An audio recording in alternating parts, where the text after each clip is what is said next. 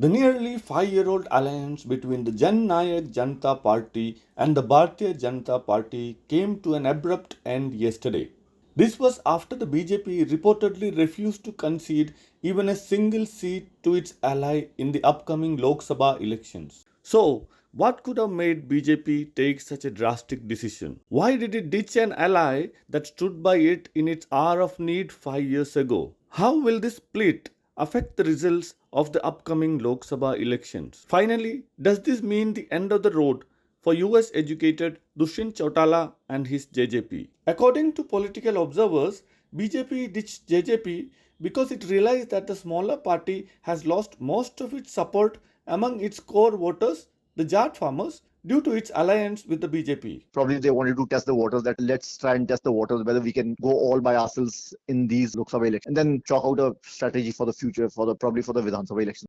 In many ways, the alliance between the BJP and the JJP was a highly unusual one. This is because the BJP has built its political identity on the concept of offering a non-Jat alternative in a state where politics has always been dominated by the Jats. Jats comprise around 27% of the population and have always dominated state politics. JJP, on the other hand, draws its support almost exclusively from Jats. According to some people, since JJP has alienated its core voters, there was no more use for the JJP as part of the NDA. इनका जो vote bank था JJP का, वो था Jat vote bank. किसान आंदोलन में ये खत्म हो गए हैं क्योंकि भाजपा के खिलाफ जाके इन्होंने वोट मांगा और फिर ये जाके भाजपा की गोद में बैठ गए थे। जेजेपी को बीजेपी के साथ जाने से बहुत नुकसान हुआ है और ये अलग होके कहीं ना कहीं अपनी उस छवि को ठीक करना चाहते हैं और कहीं ना कहीं जो एंटी बीजेपी जो वोटर्स हैं उनको अपने साथ में साधना चाहते हैं। Moreover, some point out that keeping JJP within the alliance will only mean having fewer seats for the BJP to fight on. If they went into an alliance with the partner they had, they would need to sacrifice a few seats. And if you were to look at it in tandem with the fact that they have changed their chief minister, very clearly you want to go into the Lok Sabha election with a departure from the past. Besides this, some point out that keeping JJP outside the NDA may give greater dividends for the BJP than keeping it within. They say that BJP may be calculating that kicking JJP out of the NDA may help the smaller party get back some of its goodwill and votes from the Jat community. If it actually works out like that, it will again benefit the BJP. This is because Jats are overwhelmingly expected to vote for the opposition India alliance. Therefore, even a single extra vote in favor of BJP means one vote less for the India alliance and improves BJP's own chances of victory. इनकी एक रणनीति का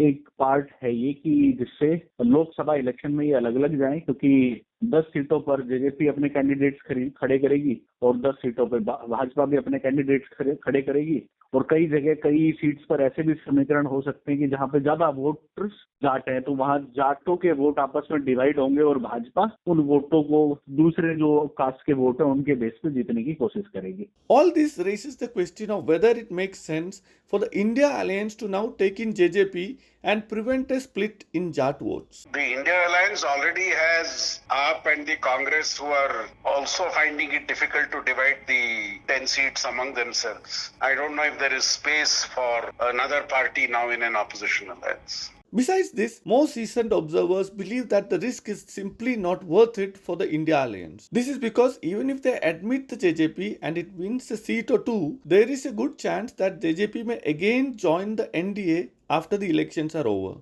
They also feel that having a party like JJP, which is seen as a bit of a turncoat by some of its early backers, may actually end up alienating some voters. India Alliance in Haryana will only benefit as much as it should otherwise as well, in the sense that, there's been farmers' agitation and then the wrestlers' protest. If all of that is able to impact the elections against the BJP, then that may probably help the Congress. JJP, it's a small party, it's a recent party, it does not have a legs. I mean, of course, Dushyant Chautala is is the great grandson of Devi Lal and grandson of Om Prakash Chautala, but he is not a leader of such a stature. He's a newly emerged leader, just came into the Haryana politics about 5 years ago. I don't think Congress will really gain much from the presence of JJP on their side. भी idealize इसको छूके क्या करेंगे, नुकसान करेंगे अपना। तो ये जो क्रेडिबिलिटी बनी थी वो खत्म हो गई है। लोगों ने जिस उम्मीद से, जिस होप से इनको चुना था, तो उतना लोग उससे खपा भी हो गए हैं।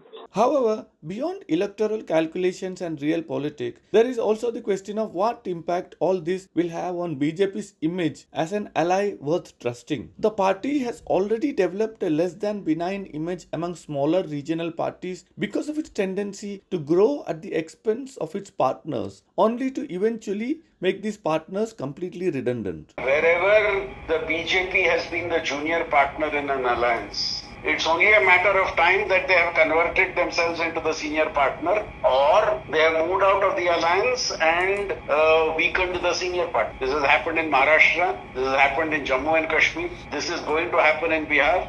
And to a certain extent, this also explains what's happening in Tamil Nadu. The allies also know that this is what the BJP does, and therefore they will also be taking whatever best they can from the situation. In Andhra Pradesh, don't tell me there is any special love for the BJP that brings TDP close to it, rather than having the BJP on their side to fight the YSR Congress. And the two have always fallen apart when either of them feel that their interests are not being protected.